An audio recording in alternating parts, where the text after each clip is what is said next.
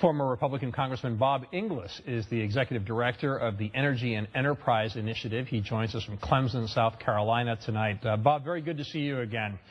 The word historic is being used even before an agreement is reached in Paris.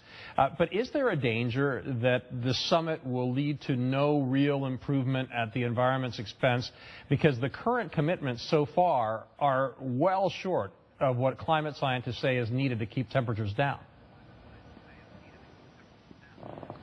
Well, I think, Antonio, most of what we're seeing is a commitment of the will, which, of course, precedes any specific action that any of us takes, right? So what we need is that kind of commitment of the will. So I hope that's what comes out of Paris.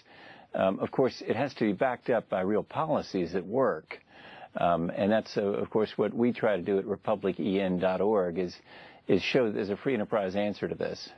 And I know you have, those free enterprise suggestions, but then looking at what you're saying, this commitment of the will, some critics are saying that the talks are rigged to produce an agreement no matter what, because developing countries, which represent 3/4 of the world, have no real obligations to keep emissions down, just that commitment of the will.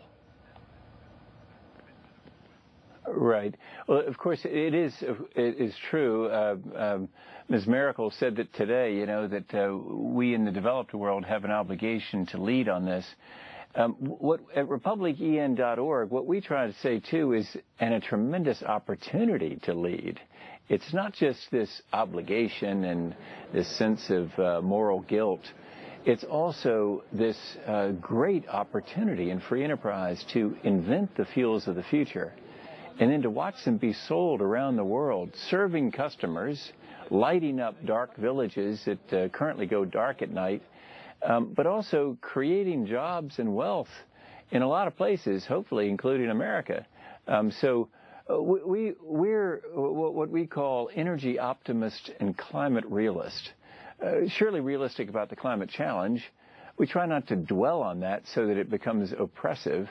But we're also very much energy optimists that this is an incredible opportunity for the next wave of technology. And your suggestion is that there are solutions that could get conservatives on board?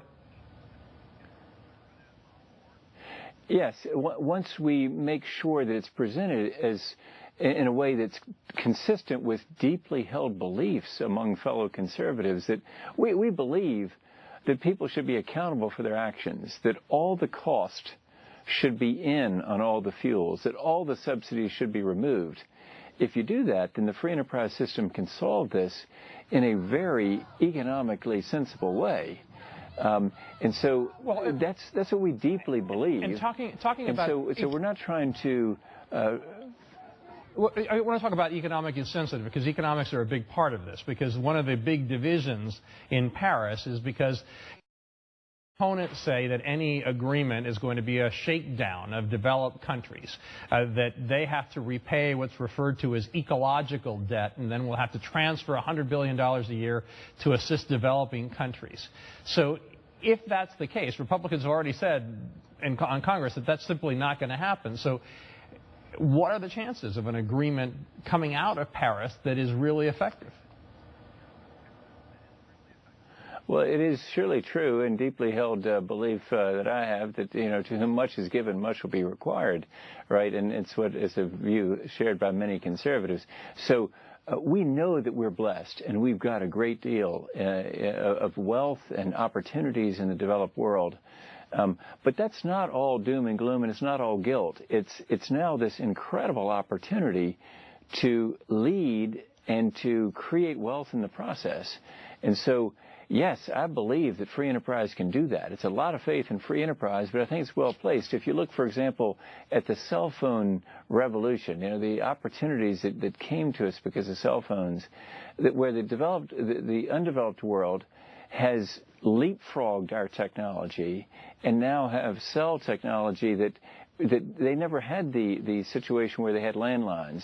And so similarly, if we develop microgrids and distributed energy systems, they'll leapfrog us. And the incredible opportunity that will come from that is that the developing world will enjoy energy at night and opportunities to learn and contribute to the world economy create customers in those places. So we're talking really some exciting opportunities in free enterprise. Well, we'll see what comes out of these 2 weeks of this summit.